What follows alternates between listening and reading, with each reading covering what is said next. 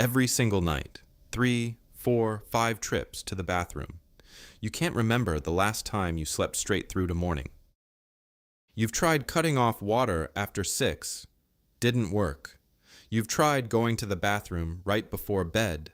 Still woke up at 2 in the morning. Today, I'm going to show you a set of floor exercises you can do before bed in about 15 minutes. And tonight, yes, tonight, you'll probably get up fewer times. But first, let me explain why cutting back on water doesn't work. Because once you understand this, everything else will make sense. The fluid that fills your bladder at night didn't come from that glass of water you had with dinner. It's been sitting in your legs all day. Gravity has been pulling it down into your calves, your ankles, your feet all day long. Then you lie down, your body goes horizontal, and all that fluid starts flowing back up toward your kidneys. Your kidneys do what kidneys do. They turn it into urine. Your bladder fills up. You wake up. So the real solution isn't drinking less. It's getting that fluid out of your legs in the evening before you go to bed. That way, your kidneys process it early. You use the bathroom before you turn in, and there's nothing left to wake you up at night. Now, at the end of this video, I'm going to show you one extra technique that makes these exercises work even better. It's easy, but it only works if you do the exercises first. So stick around for that. Let's get started. Lie down on your back on the floor. Legs straight, arms at your sides. If the floor is hard on your back, put down a yoga mat or a folded blanket. A small pillow under your head so your neck stays comfortable. Make sure you're settled in. We'll be in this position for a few minutes.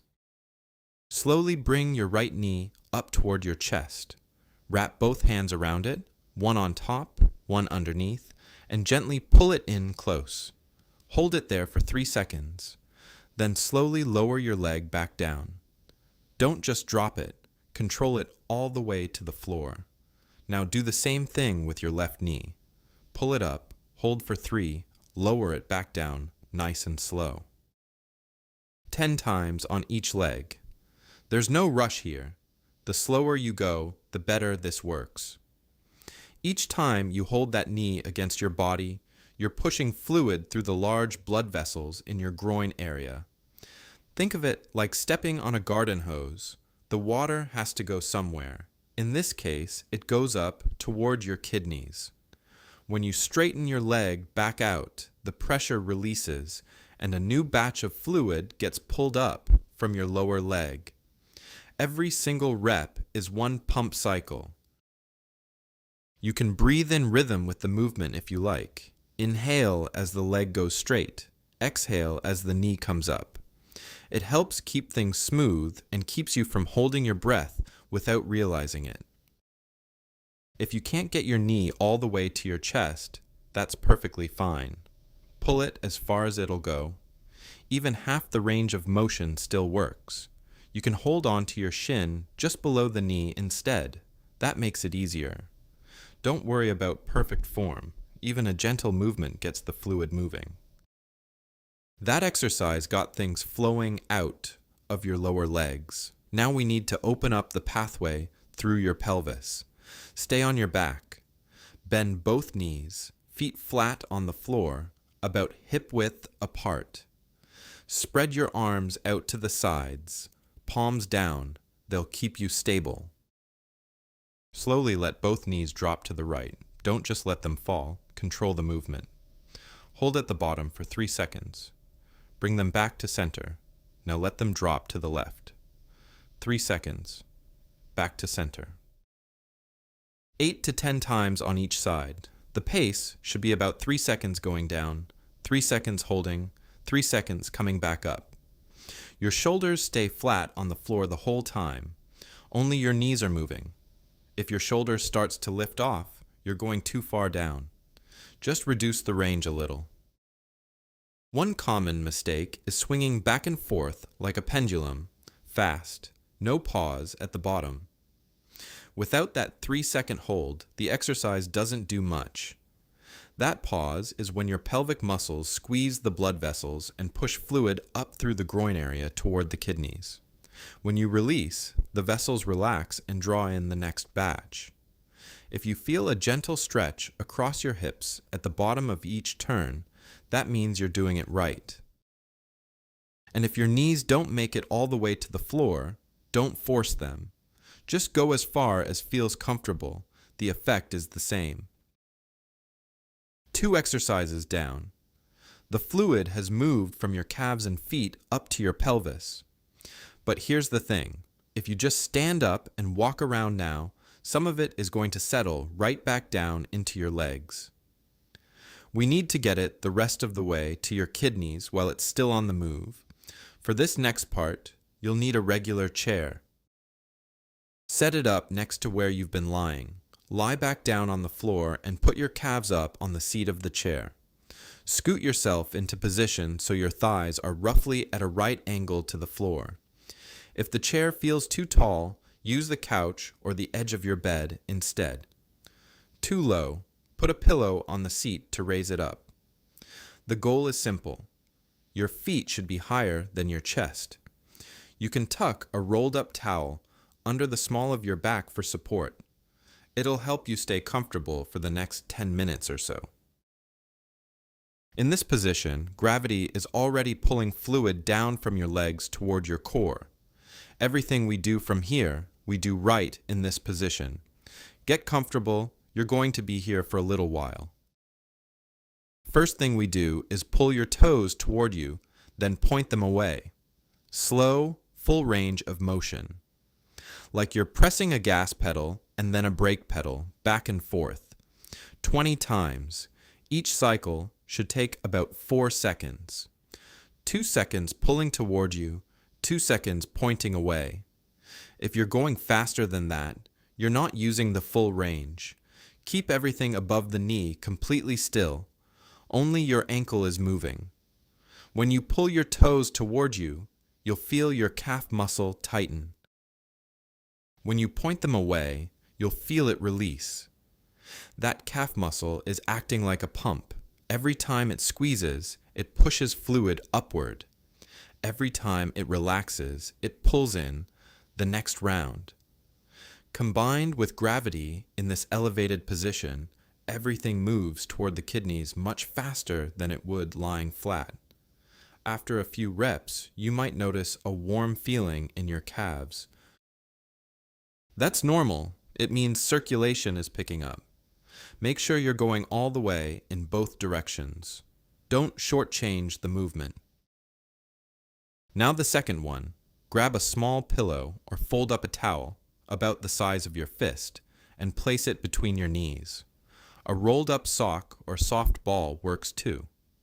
Squeeze your knees together for 5 seconds, then relax for 2. 10 times. Squeeze firmly, but not to the point of pain. You should feel the work in your inner thighs, not in your knee joints. If you don't feel any tension in the inner thigh, the object between your knees is too soft, or you're not squeezing hard enough. If you feel pain in the joints themselves, ease up. The right sensation is muscle effort, not joint strain. A common mistake is squeezing and letting go right away. Count all 5 seconds in your head. It's that sustained hold that creates enough pressure on the deep veins to push fluid through the groin and upward.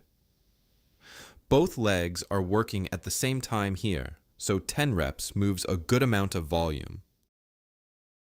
By the way, if your legs tend to swell up by the evening, leave a comment and tell me what time of day the swelling is worst for you. I'm curious whether most people will say the same thing. Next, and a lot of people skip this one because it seems too simple, but don't. Prop yourself up on your elbows or sit up. Whatever lets you comfortably reach your legs. Start gently patting your legs with your palms, working from the bottom up. Start at your feet, move up to your calves, then your thighs. 30 seconds. Use an open palm. Slightly cupped, not your fingertips, not a fist. The cupped shape is softer and covers more area. How hard? About the same as clapping your hands during applause. Not harder than that. Direction matters, always bottom to top, never the other way. Go up the front of your shin, then up the front of your thigh. Skip over the kneecap. Don't pat directly on it. If you can reach, do a pass along the outer side too. You won't be able to get the back of your legs in this position, and that's fine. Gravity is handling that side for you. 2 or 3 full passes. The earlier exercises moved the bulk of the fluid through the large vessels. The patting clears out what's still sitting in the smaller vessels closer to the surface of the skin. Each pat is a little nudge pushing that fluid along. And the last one, lie back down, calves on the chair. Give both legs a quick, fine shake. I mean really fine, more like a vibration than a kick. If the chair starts scooting across the floor, you're shaking too hard. Tone it way down, 15 to 20 seconds of shaking, then let your legs go completely limp for 10 seconds. Just let them rest on the chair, totally still. That rest period isn't a break, it's part of the exercise. During the shake, you're loosening fluid from the tiniest capillaries. During the rest, gravity pulls it down toward your core. Shaking without the pause just sloshes the fluid around in place. Resting without the shake leaves it stuck in the capillaries. It's the back and forth that does the work. 3 or 4 rounds of that. That's the active part done. 6 movements, about 15 minutes on the floor. Now here's what I promised you at the beginning, the way to make everything you just did work even better. All you need is your couch. After the exercises, stand up and put the chair away. Go sit in your recliner or on the couch, wherever you usually spend your evening. Put your feet up on the ottoman, on a stack of pillows, on the armrest, whatever you've got. The key is getting your feet above your hips. The angle doesn't have to be dramatic. Even a small elevation makes a difference. No ottoman? Stack 2 or 3 couch cushions. No footrest at all? Pull up a kitchen stool. Find whatever works for you. And just sit. Watch TV, read a book, scroll through your phone, do a crossword, 30 minutes to an hour. This isn't extra time out of your evening. You are going to sit here anyway. Just put your feet up while you do it. The exercises push fluid out of the tissues and into your blood vessels. Now, gravity finishes the job. The fluid flows down to your kidneys and gets turned into urine. You don't have to do anything. Before you go to bed, get up and use the bathroom. Then wait a minute or 2 and go again. Sometimes the bladder doesn't empty completely the first time. After that, you're good. Go to sleep. Why is it important to do both, the exercises and the elevation? The exercises without the elevation. The fluid gets moving, but it doesn't have a clear downhill path to the kidneys. The elevation without the exercises. The fluid is still trapped deep in the tissues, and gravity alone isn't strong enough to pull it out. Together, you get the full cycle. First you push it out, then you let it drain. That's why I asked you to stick around for this part. One more thing, when should you do all this? The best window is about an hour and a half to 2 hours before bed. 15 minutes for the exercises, then an hour of sitting with your feet up, then bathroom and lights out. If you do it too early, say right after work, the fluid has time to settle back into your legs during the rest of the evening. Too late, right before bed, and your kidneys won't have enough time to process everything you pushed out.